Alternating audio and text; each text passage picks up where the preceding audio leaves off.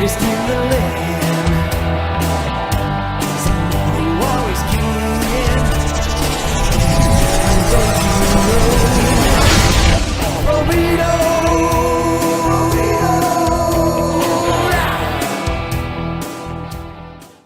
So welcome to the Treehouse for a brand new edition of Wassup Flobo After Hours. That's right, it's your late night Monday night delight. It's your boy Flo Pito hanging and having the time of his life. And you can have the time of your life too, because right now we are broadcasting live on YouTube, on Twitter, and on Twitch. And if you're on that Twitch, hit me a follow. I need all the follows I can get. Flipwheel.com, NewAmsterdam.com. And I'm going to give a special shout out to members of the Boisterous crew. That's the people on Patreon that do the extra work and help my brother out and support the arts by becoming a Patreon subscriber. We call it the Boisterous crew because everyone loves puns. So got to give a shout out to Christopher C, Christy H, ACH, Edric P, Oliver E, Princess Leia, Matthew C, Lindsay U, and Richard R. You make this show a reality. But as every episode of What's Up Flobo After Hours rolls on, you know that I am not alone. I am being joined by a fantastic guest that actually was going to be on a future episode of New Amsterdam Radio. She's a singer, a songwriter, an actress, an activist, and an Olympian in that professional wrestling, the real stuff, the one that you can like really hurt yourself in. Like, I'm not talking about the whole like, oh my gosh, we're done filming. No, I mean like, oh my gosh, my limbs hurt. Please give it up for Kelsey Campbell. So what's going on? It's Monday night. You could be like one of those announcers at Christie's, like, do I have 500? 600. Those auctioneers. I actually went to auctioneer school when I get back to being in the post-pandemic really? world. Oh my gosh. Wow. That could be fun. That's incredible. What a interesting skill. Yeah, absolutely. Every day. You just talk really fast. Actually, when I was doing like video game commentary, it's so fast sometimes that you end up being that guy, that motor mouth. Like they're pushing the ball. It's crazy. Not about me. Not about me talking about what I want to do in my life. Let's talk about you. We were just talking about this before we went on air. You're enjoying like the dinner of queens right now. Can we see this? Sashimi, nigiri, little wasabi, and ginger and spicy miso. Well, how spicy is your spicy? You're a spicy person? I mean, I like to torture myself. What is that, a masochist? I don't know. Like, yes. I like jalapenos on my popcorn when I'm allowed to eat it. Okay. Yeah, I kind of just like to do those things. Hi, Kirsten. Hey, yeah. So wait. When you put jalapenos on popcorn, is it like one jalapeno? You crack open the can? Like how does? The funny thing that you ask is like when I used to eat at Subway, I don't really eat there anymore. But when I would order a sub, I'd be like, "Can I have 3 jalapenos?" It was weird. Like, yeah. Now I only, and I don't know what it is. It's an escapist thing. But when I go to the movies, and I only go to like one movie, well, I go to like 2 movie theaters in Arizona, but the main one I go to, they have this cheddar jalapeno popcorn. I really hope that my nutritionist doesn't see this. But I always order this like cheese jalapeno popcorn, and I ask for extra jalapenos because I need like a handful of popcorn with like 1. I don't know what it is. Like the balance is just. Is that you always? Is popcorn your go-to at movie theaters? It's always? Greek salad. At this theater, it's Greek salad, and then I split the popcorn with my boyfriend. Yeah. And if I'm really like off track, I'll do the steak fries, extra crispy, and some other things. I can't give all this stuff up though. You are totally incriminating me. So. Oh, okay. Yeah, I won't tell you nutritious. You're live. As a fat kid, I my subsisted only on honey buns for like 20 years of my life. So that's you're among friends here, y'all. I have stories too. When I was a kid, I was into the nacho cup, the nachos you will get at the movie theater. That was my jam. But now I feel like movie theaters now, I guess because people don't go as often, they're trying super hard. So like there's actual menus now. You can get like a quinoa bowl. You can get it's trippy. Super hard. Yo, for real. Like, okay, so movies were never cheap, but like a movie night was like $40 when it was done with it. Now you're like dropping $1 on a date night. $40, man. I had pocket change and I went and saw like Back to the Future or whatever. And now it's like, that's like, you got to save up. Yeah. I mean, this is before pandemic, man. Like it was like a Mhm. big deal. My Living in ex-girlfriend, Boston. she was into the ones with the reclining chairs because she's like 5'3", but I'm like 6 foot, so that wasn't really that comfortable. It was like my legs were just swung out there, and it's like, oh no, this is You're crazy. like, I need 2 seats in like the aisle. Right, exactly. Do you have a tall man section? But we're not here to talk about my woes being a tall person, because it's hard out in these streets. No, you're in Arizona now, but you're not originally from Arizona. Is that correct? Yes. No, and yes. Yeah. I'm not Okay. from Arizona. Yeah. Yeah. What do you claim? What's your hometown, or what's one of your So, hometowns? oh gosh, I'm such a nomad. So I was born in Alaska. What? Go Alaska? No, I don't. Do you? I was Is born it? in Anchorage, so it's not like I'm totally like, I was born where there were people and stuff. But I always used to be kind of like sketched out about telling people that. And I actually shared recently on social media because I went back recently as an adult, and I had never gone back as an adult. No. And I went back not too long, about like a month or so ago, and it really changed my whole perspective on it. And Alaska's beautiful, you know. Yeah. So I was born there. I lived there till I was about 6 or 7. I honestly don't know the exact age I left, but I really grew up in Oregon. So I was born in Alaska, grew up in Oregon, and I live in Arizona. So you can imagine the type of person I am. I'm just really complicated. Yeah. But you love nature, apparently? I don't know. I'm totally a I stereotype. appreciate nature. I think we need to stop building things and that stuff. But yeah, sort of, Yeah. Yeah. Respect. Yeah. I guess it's kind of the opposite. I was born in Brooklyn. I stayed there for like 18 years, and I went to college. That was pretty much it. But I had college in Brooklyn. that was, oh my gosh, I was in the South. I was in North Florida. Everyone says Florida isn't the South, but like North Florida kind of is. It's like South It's Georgia. the South. Yeah. Well, Miami's not the South, but St. Augustine was, and it was weird because I was like, oh, it's a place of palm trees. We're like, oh, there's also Confederate flags here. Wow. Isn't that wild? Yeah, it is kind of weird. Like, look, I am not trying to tell anyone how to live their life. If you want to wave a flag or an insurgent group that tries to undermine the Union in a war they actually lost, that is more power to you. But don't make the flag so big I can't see the sun. That is some bull duty. You know what I'm saying? I volunteers tribute. It's a crazy time, but being a nomad must be crazy. So let me ask you this: growing up, how was life for you? I mean, you're late 80s, 90s kid. I'm not sure. I'm a millennial. We'll just put me there. And okay. It's weird. People say what they want. I've always been so proud of being a millennial. I feel like I'm a critical thinker. I'm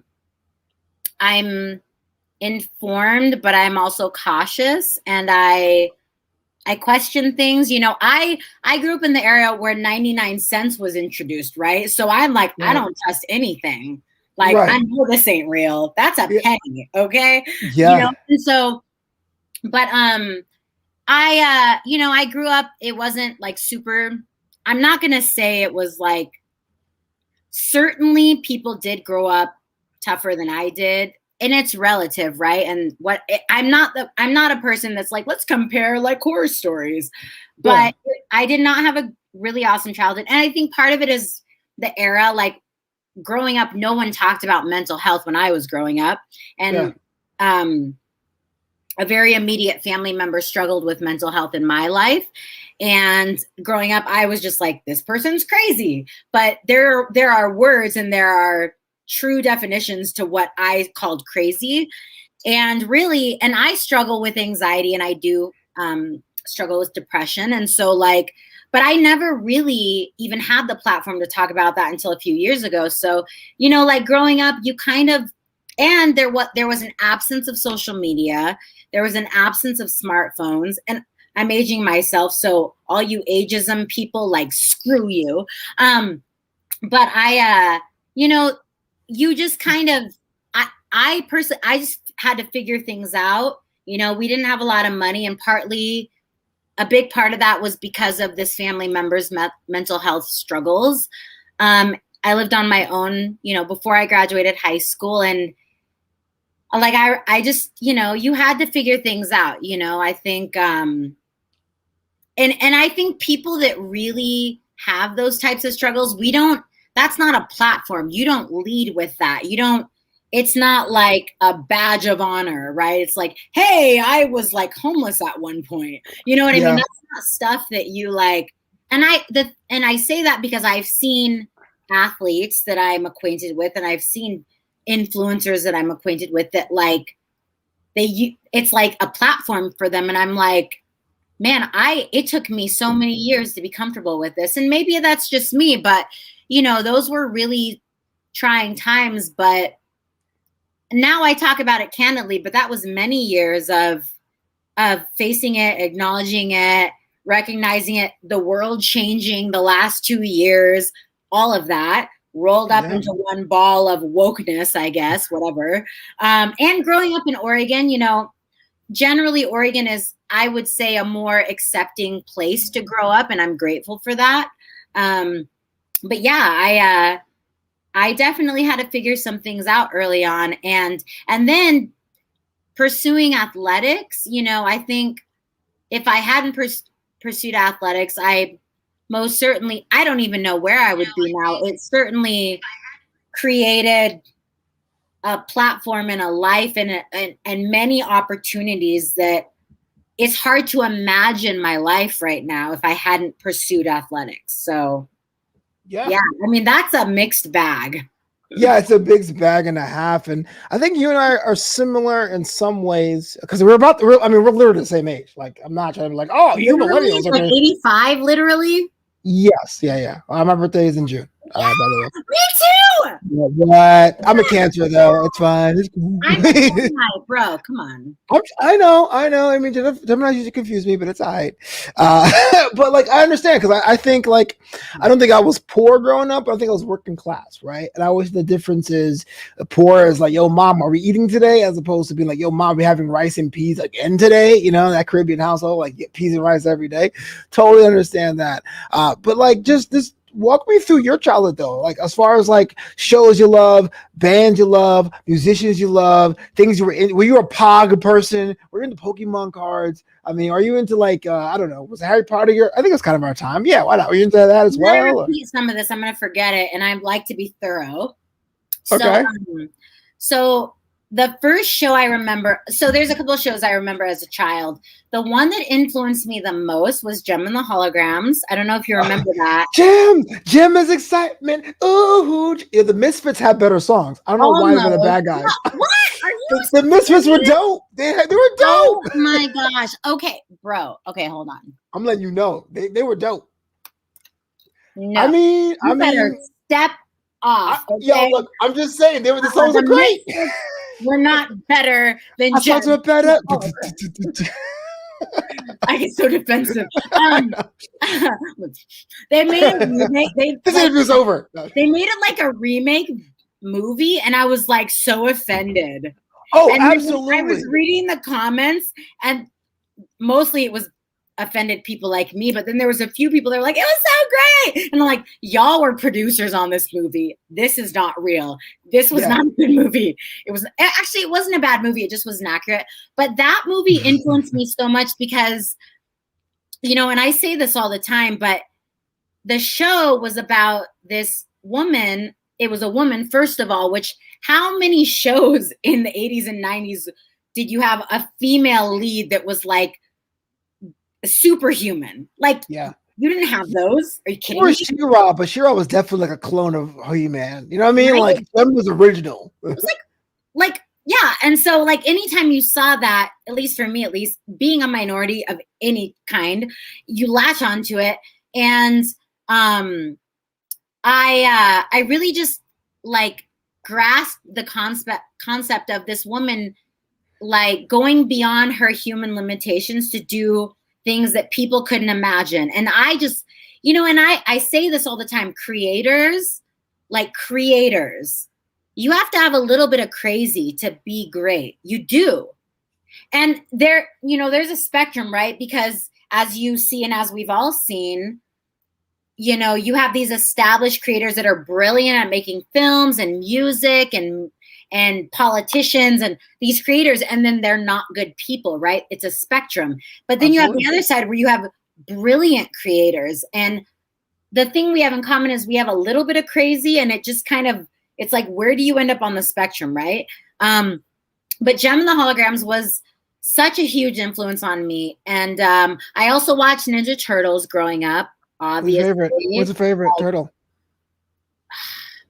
Michelangelo? I don't know. Like all of them. You have to pick. You can't say everyone. You can't be like everything was great. There's always one that kind of goes hard for you. Like, oh yeah. I think it's a mood. Like if I watched it right now, based on my mood right now, I could tell you. I don't know. Like, I'm sorry. That's really annoying. I don't have one. The orange one. I'll go with Michelangelo. Okay, you know what? It's all right. That's what I said. You know, I don't get mad with Mikey. I'm a Raphael guy. You know, he had attitude. He's smart. He is smart. And if you saw the animated movie TMNT, he led the turtles for a bit. It's all good. Charlene asked which one likes pizza. That is Michelangelo, the orange one, and Haywood goes Donatello. I will not say Donnie, Mikey, Leo, and Raph. I hate that new stuff they do. No, but they're awesome. Donatello. But they're like, I appreciate all of them, you know. No, they're awesome. But the new ones, they go there by nicknames. I'm like, it's Donatello, not Donnie. It's Michelangelo, not Mikey. Who's Donnie? Yeah, Donnie's the guy that owes you money. That's what it sounds like. Donnie sounds like someone you don't want to hang out with. Yeah, like we hang with Donnie. Yo, leave the premises right now. But enough about that, because I could go all day about why Raphael's the best turtle ever. Because he is. So I got to ask you the question. I didn't ask this last time I got to talk with you. But 2012, you went to the actual Olympics. We're talking like Olympics. The actual Olympics, not the qualifiers. We're talking about the main stage. I've been to qualifiers too, but yes, I did go to the actual Olympics. Walk me through that, because that's something I hear two things. I hear it's like, oh my God, it's Mount Olympus. All these bodies are just chiseled out of granite. It's amazing.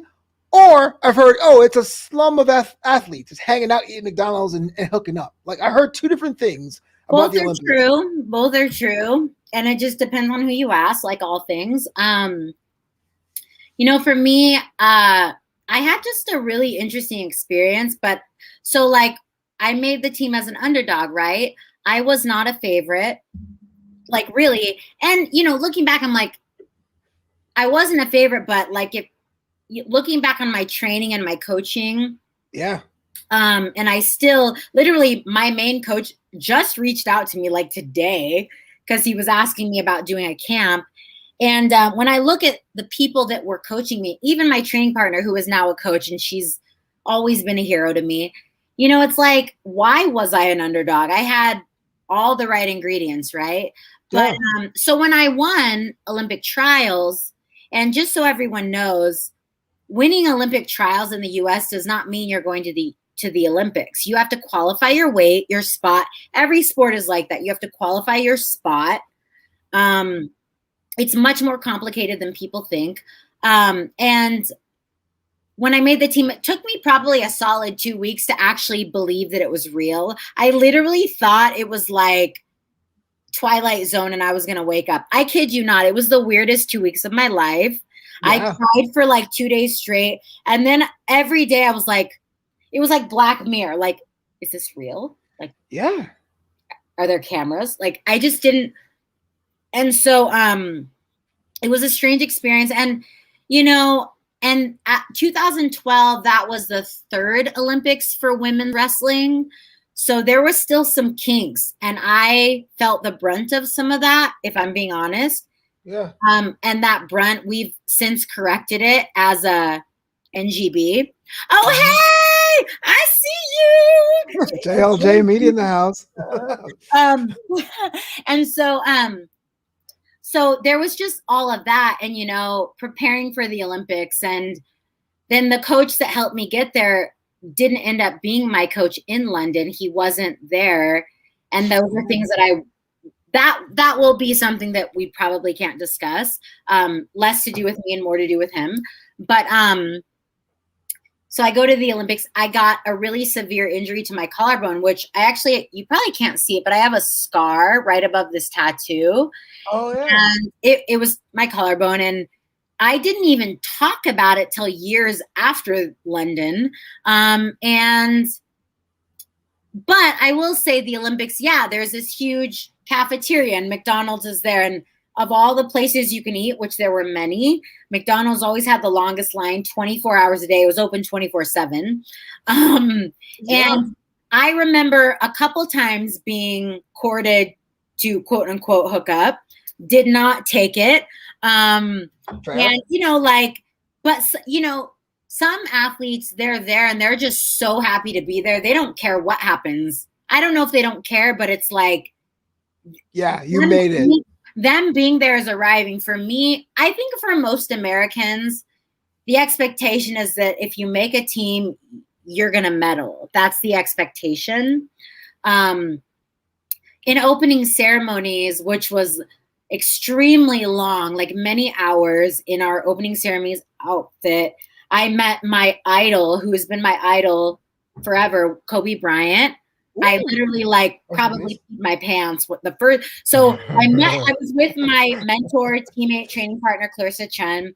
We saw him. I had a really crappy smartphone at the time. We took a picture. It was all blurry. And I was like, oh my gosh, like seriously, I didn't care it was blurry. I was going to frame it. But then we saw him again and I was like, we have to get a picture. And so that was meeting him was the highlight of my opening ceremonies. And then do you feel American, or is it kind of I'm just here to do my thing? You do. So when you go out, literally the audience, and this is pre-COVID, you have to understand this was 2012. People are chanting your country when you come out. All these people, and this is London, think what you want about whoever, but they are very good fans of the Olympics. They are brilliant fans of the Olympics. Sure. They don't care what sport you do. They treat you like royalty, and you know how royalty is over there. So facts. But here's what's crazy. So they chant your country, right? And they chant USA. But when Kobe comes out, they chanted Kobe. I have never seen anything like this. And I've been in a lot of big venues, and it was wild. It was so wild. And then the night was over and I was actually kind of grateful because I am a textbook introvert. So I was like, can I just be away from people and sleep? But what was also cool about the night is I met my hero and, walking in opening ceremonies, and then people tagged me in pictures back home. And that was very impactful for me. But it was also just really cool to just be a part of the whole thing, right? It was just cool to be able to, I think I had a lot of friends and family at home that literally I had family that hadn't spoken in forever, and me being on the team united them, and it was very, very moving for me personally. It was very, I've never seen people unite, and you see it, but to be a part of what is uniting people is one of the most powerful things you could ever be a part of, I didn't even expect that, and it was really life-changing. Yeah, I can only imagine. I mean, sport brings people together, but to do it under the banner of your country, it's a whole other thing. Also, I assume, I don't know, I've never been good at anything in my life to go to Olympics for. Come on, you're good at announcing. Yeah, exactly. If there's an Olympic sport for that, sure, yeah, I'll totally wave a flag for it. Why the heck not? I gotta ask also, because you were professional wrestler? I retired. Okay. Yeah. I'll also say R. You're R in my heart. How is it when someone tries to fathom what you do? One, comparing it to WWE, and two, as a woman, how do you navigate what do you do? Huh, Kelsey? Oh. I mean, especially as a female wrestler, you hear it all. I mean, I couldn't even go on Bumble without some weirdo saying some weirdo thing. Oh gosh. Wait, people are actually on Bumble? I thought they're all bots. I've never got it. Yeah, there's real people there. I mean, I was there for a while, but people just really, it's very tokeny, right? People oh, you're a wrestler, you want to wrestle? It's no, actually, I practiced twice already today, and I lifted. I don't even want to talk about wrestling. Can we talk about something else? But I think You know, every person you ask is going to kind of give you a different perspective. But as a female wrestler, and I wrestled on a men's college team, my path was just extremely unique. And I experienced everything you could experience, right? Like I had a coach that never fathomed he'd coach a female. I had sit down meetings with the administration of Arizona State University. Like, do you know how intimidating that is as a college female?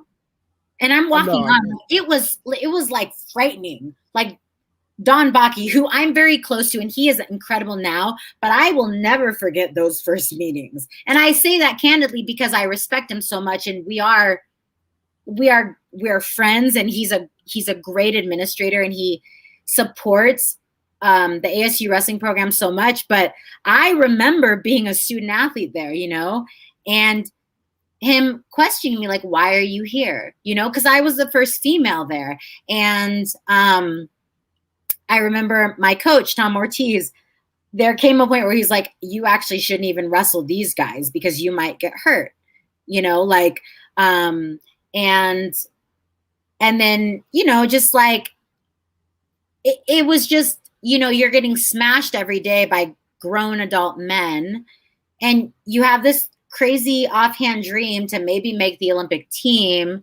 And there's not really social media back then. So there's no hype squad. There's nobody liking your post. There was Facebook kind of, but social media wasn't used then the way it's used now. Like I was on the team from 07 to 09. So, you know, when you accomplish something, you just did it for yourself and your people. You didn't do it for your followers. You know, it was very different motivation. And I'm grateful for that. I think that's still how I operate. It still has to be just for me for the most part, you know, and, but it was wild, you know, and people ask, you know, what it's like. And I'm like, I don't even know if I can explain it. You know, I look back and going through it, it was very challenging. Every single day was challenging.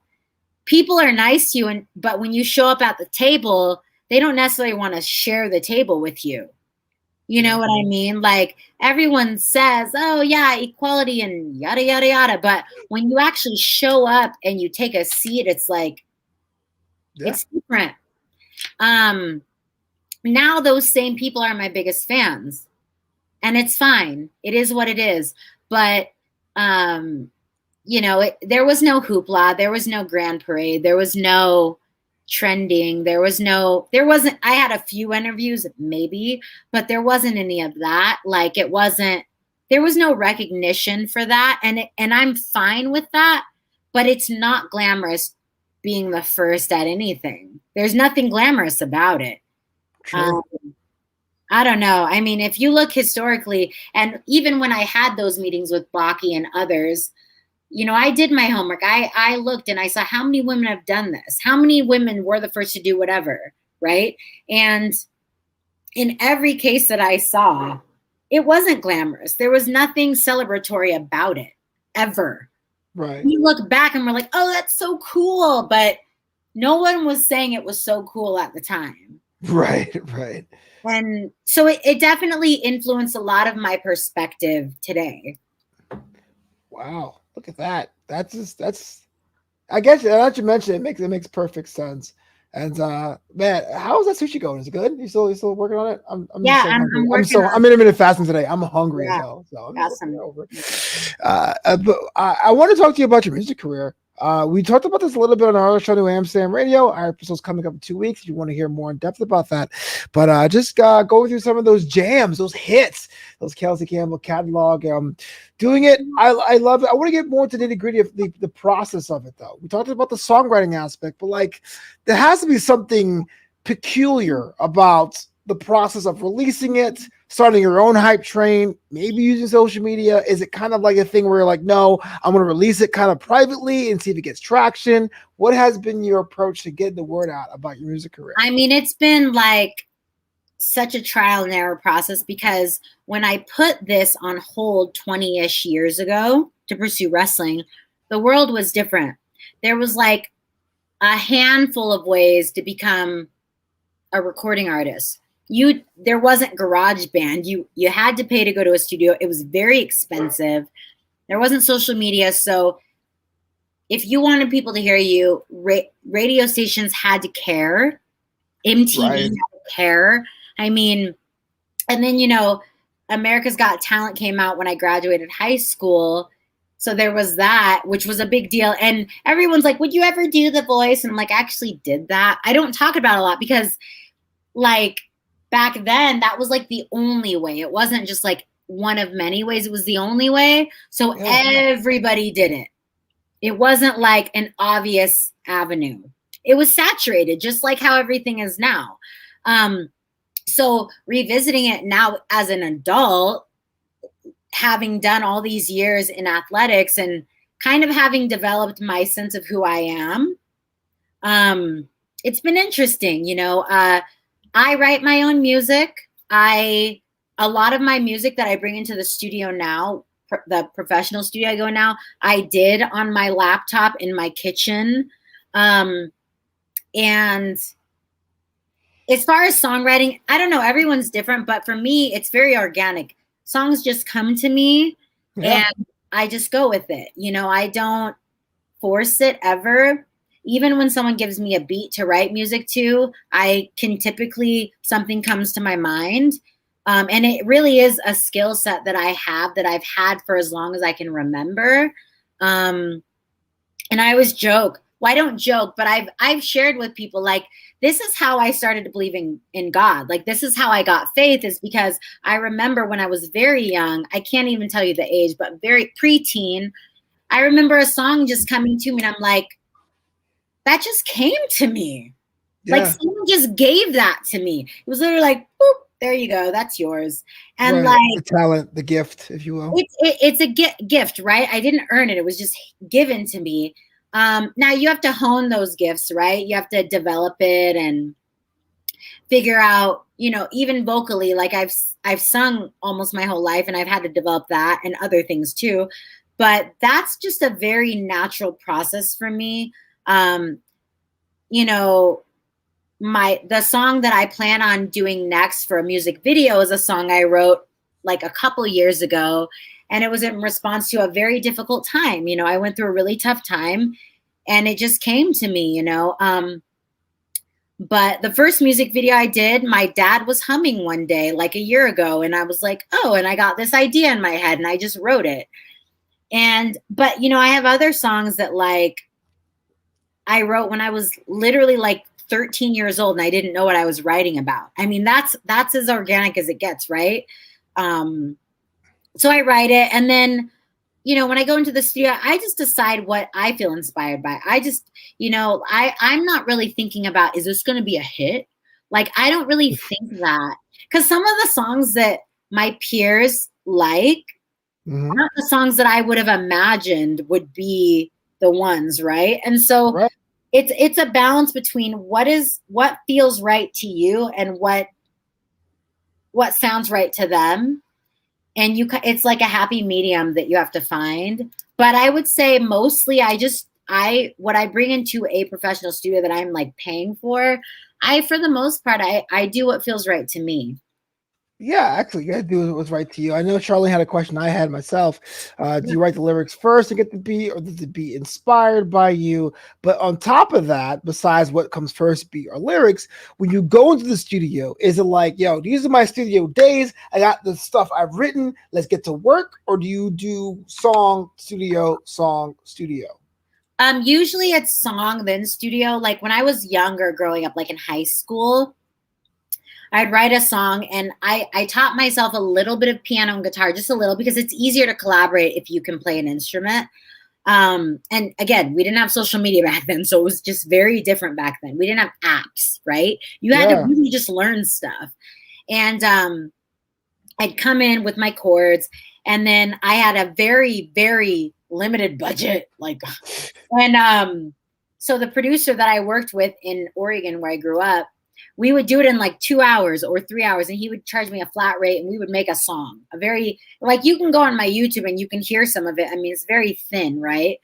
But now, it's kind of the same. Usually a song will come to mind. I'll write it. And a lot of times I will, like a lot of the music I have, I did first on my laptop. I kind of created it. But really, a lot of that creation happens in my head. Like, it's weird. Stuff just organically, like, happens in my head. And then you go in and you're like, okay, this is what I'm hearing. And the industry is funny because I kind of butt heads a little with some people because it's like, as a musician, as a songwriter, you have to trust yourself. You do. And it's another happy medium where it's like, you don't want to be staunch and just like oppose input. But you have to believe in who you are as a creator. And believe me, I've been gaslit more times than I can count. Like, but even like Mantra was a song I wrote. I wrote it as a ballad, but the producer I connected with produced it as a reggae sound, but I loved it. So I went with it. So sometimes it works, you know, it just depends. Why are people gaslighting you when it comes to this kind of pursuit? Why do you think that is? Insecurity is just kind of like a. So, you know, even very recently, I won't get into details because I don't even want to give this individual any type of anything. But, you know, like recently, an individual that I had connected with about possibly collaborating, like really pieced me apart and was like, your music's awful. Like, yeah, it was like, this was like within the last like week and a half. Like, it was pretty nasty stuff. And this is not a person I've ever met. I've never spoken to this person. We've only spoken through email. And I kind of feel like I know why we're in a very polarizing era right now. Okay. And, you know, people find reasons to pick you apart, and people get really brave through a screen, right? Right. But I think, you know, and I think for me too, the one thing that I've had to come to terms with is, you know, especially because I'm always like on a budget. Like I am with a talent agency, but they don't represent me musically. It's acting and performance. And so musically, I'm really doing it on my own. So I'm constantly looking for collaborations, and I'm on this limited budget. And, you know, you're recording in the studio, and you have paid promotions here and there, and you're hiring photographers and makeup artists, and like you can only do so much. And so when you're limited to a certain budget, you're limited to a certain type of individual. True. So when you're like low hanging fruit, right? I mean, you just think about the types of people you come across, right? And not everyone's like, because I'm low hanging fruit in the scheme of things right now. Right. But I feel like I'm open-minded and ambitious and a little bit of that crazy, right, that you need. But you come across people that, you know, they just, I don't know, why are people mean to each other? Why aren't people kind? Why are people racist? Why are people prejudiced? Why are people this and that? Why? I don't know. People find reasons, and I disagree with people. I have my opinions, but I mean, there are things that have been said to me and about me, like I said, even in the last week or so, that I'm like, I would never say that to somebody. But you know what? You do you. You know, people have tried to talk me out of what I'm doing so many times since I was a child. Right. I'm human, it hurts, but I've certainly gone through worse. I'm good, but you know what? You need to just work on you, and I'm just going to move on, you know? Fair enough. We can just go there and persevere. Frost Alpha has a question. What type of music? How'd you describe the music you create? Pop, kind of. I guess I have kind of an R&B voice, but my music, it's catchy. It's catchy. I'll say that. I'll say it's pop / R&B. Yeah. You're going to stick a genre to it. But you don't believe in genres? He's like, nah. It's not that I don't. Genres are real. I just don't only listen to, I like a good song. It doesn't matter the genre. So I mean, so let me ask you this then: what would be more likely to hear your music on the radio, at a cookout, at a prom, wedding night? Like, where would a Kelsey Campbell's track be most it likely? depends on the song. Like Mantra, you could hear at a cookout. You could warm up to it before you have a competition. I think you could have like a beach party. I have other songs that are like I have a song called The Notebook that's done. I'll release it soon. And that's the song that you drink wine and you watch chick flicks and eat ice cream and cry. That's totally. And you feel it. Like the producer even said that song takes you places, right? That's the point. When I wrote it, it hurt to like breathe. Like, you know what I mean? Like I was going through a very difficult time when I wrote it. And then the other song that I'm going to be mastering, mixing and mastering soon, it's called The New Strong. And we talked about this in the last little show we did, but that one I wrote in a difficult time. But it's talking about coming out of that and how strong looks different when you overcome. And that's just a song, I don't know, like you listen to when you're getting ready in the morning, you're like, I am the best. I am one. Like that's like, like strong looks different on different people, right? So I don't know. Are you a fan of positive affirmations? Do you do those? I believe in them. Yeah. It's funny because my sports psychologist leading up to 2012, he was the one who first introduced me to it. And I didn't know anything about anything back then, right? Mm-hmm. And I just did what he said. So I had these affirmations that I would do every day. And there was a very specific process that he brought me through. But then also I had like 2012 Olympian on my mirror, right? And I don't even know if I believed that I would be a 2012 Olympian. I just know that I saw it every day, and science shows your brain can't believe two things that are opposite, right? That's insanity. Really? So if you convince yourself of one thing, your brain doesn't know if it's a lie. Like you've convinced yourself, right? And that's why affirmations work. I believe in affirmations. And even I'm taking acting lessons, right? I did a workshop recently and the instructor, brilliant. She was like, acting isn't about being believable. It's actually about telling a very convincing lie. It's about convincing people of this lie, right? And I was like, wow. Yeah. Blow my mind, man. You know what? I'm starting to believe that. I never believed in the classic, you are smart, you are strong, you are powerful. Right. But I will definitely announce myself as if I am a number one contender to a wrestling championship. I'm a firm believer in that. And that's why I bought my WWE championship belts, because I am forever be the number one contender. So I get it. I totally feel the power you get when you give yourself a little bit of that shine, a little bit of that stink, if you will. Some athletes don't like. There was another athlete that made the 12 team. She made the 16 team too, and she didn't do that stuff. She didn't need to. I can tell you many athletes that like they don't do it. They don't need it. They just believe in themselves. They don't need to like say, I am beautiful every day. We're all different. We're all wired different. And it really comes down to what gets you there, Compare yourself, I guess, a little. And like, you can like look up to people for sure. I did. But you have to figure out what works for you. You have to figure out when you feel inspired or motivated, why? That's you. That's not this person and that person. That's you. And that's what you have to figure out. And then that's what you have to revisit. For me, affirmations worked. So I'm a believer. But that's not everybody. That's just me, Dang, affirmations do work. Believe in her, believe in yourself.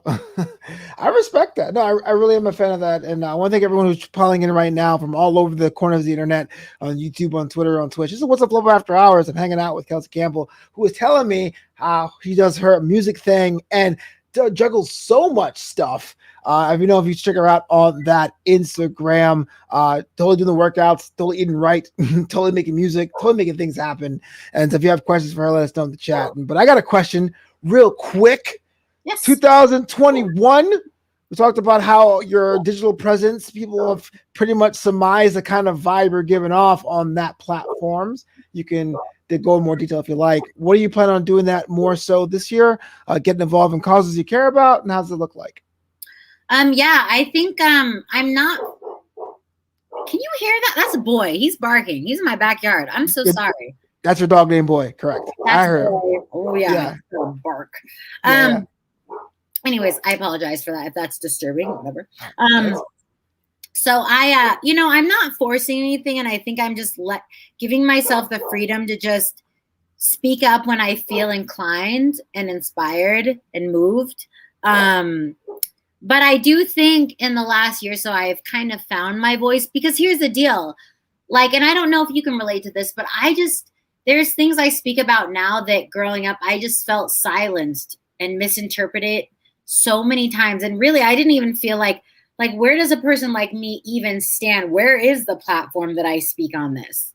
And so I don't force it. I just kind of speak on what feels right to me. And everyone has a different platform and purpose and whatever it is they feel passionate about. Like some people it's pandas, and some people it's the elephants, and some people it's the environment, which I believe are all important. I will say that I do make a conscious effort, and I choose to follow other platforms that do recognize the things I care about. Whether it be racial issues or gender issues, just social issues, human rights, like animal rights. Those are things that speak to me. So I choose to follow platforms that kind of identify with that. And they are. And I choose to be engaged in those things. And that's what I care about right now in this season of my life. Do I wish more people did? Yeah. But when I was training for London and Rio, I wasn't thinking about those things. And it is what it is. We're all in the season of life that we're at. And those are the things that I really care about right now. And I want to be more involved. I'm scratching the surface. There's so much more that I could do, all of us, right? So I think I'm just kind of seeing what comes and taking it as it comes. Absolutely. That's the only thing you can do. Just, have your platform and build it. I'm so glad to chop up a game with you here on a Monday night on Wassup Flobo After Hours. But, Kelsey, I gotta ask you a question. You down to play a game? Yes. I mean, it's not bad. I'm not really good at games, and I'm really competitive, so you can see how this usually goes. It's not trivia. You're fine. You can't lose this game. Unless you want to. I don't know. You sound disappointing. It's fine. We're just hanging out. So you can totally pass anything you want. This one's called Fill in the Blank. I'm going to give you some statements, and you can fill in the blank however you see fit. See? Can't lose it. Before I get that, a lot of wasabi. Sorry, I'm like, I'll take your time, because for us, Alpha says that's what management has taught me too. Everyone can make a difference. If you're a manager, my dad gave me this classic book. It's called The 1 Minute Manager. It came out in the 70s. I recommend that one. Changed my life. All right, you ready to play Fill in the Blank, Kelsey? Yes, let's do this. Cool. A couple questions. We can go as long as you want until it gets kind of lame. But first up, when it comes to music, people are really sleeping on blank. Lyrics. Cool. Blank is the best way to recover after a workout.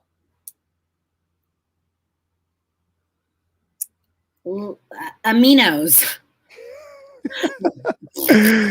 I was so happy the time I overcame blank.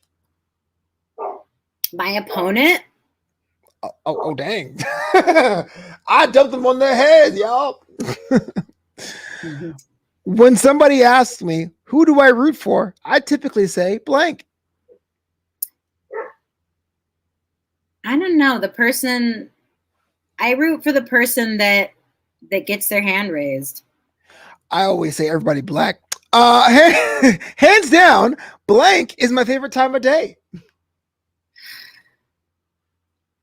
That's a big question. I know. Like, are we talking about the weather? You can talk about day parts. You can talk about a thing you do all day. You know. The beach Okay. and Prosecco You do that daily? and dogs. I would do that every day if I could. My Dogs favorite time of day is dog time. That's what you're saying. and like all of that. San Diego. Okay. When I'm having a good mental health day, I love to blank. I love to record and I like to submit auditions. I just like to be productive if I'm having a good mental health day. That is relevant. Yeah, productivity is always great. Sure. The worst stereotype about wrestlers has to be blank.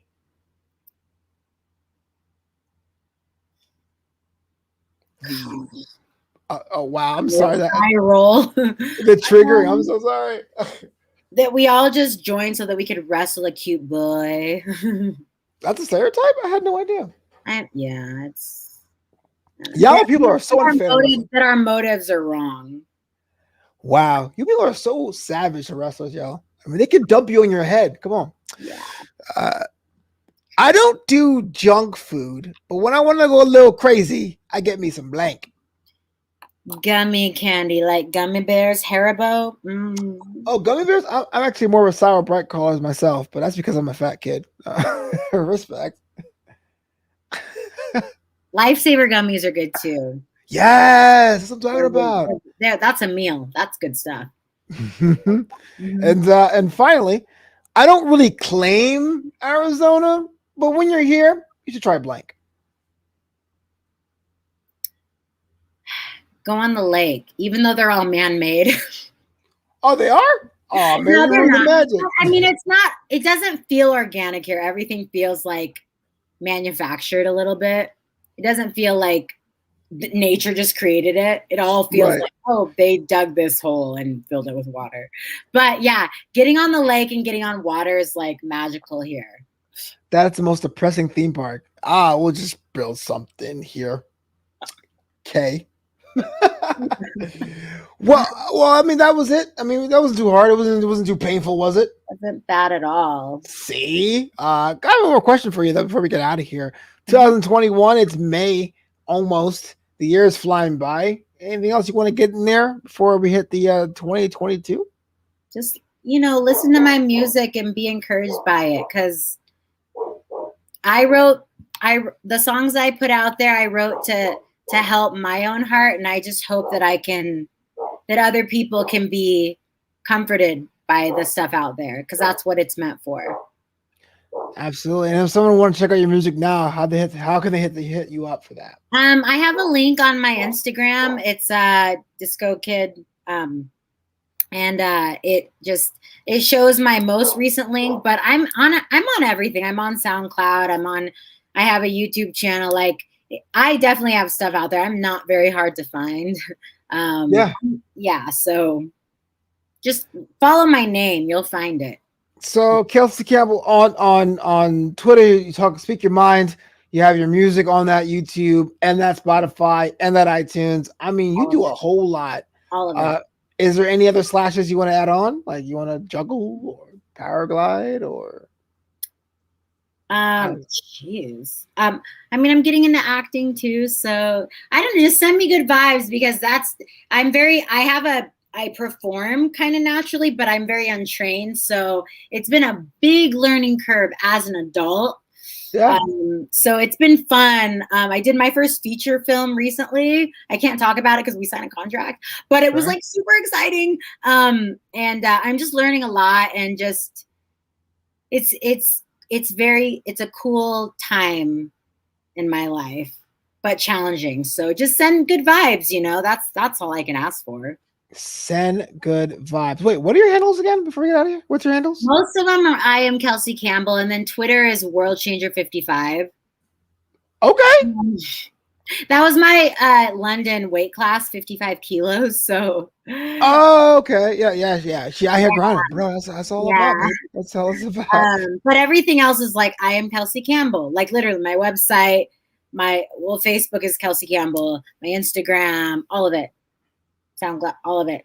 yeah. So if you're watching, listening right now, the audio version, do yourself a favor, check that out. And Kelsey's inspired me to go to auctioneer school when it's all said and done.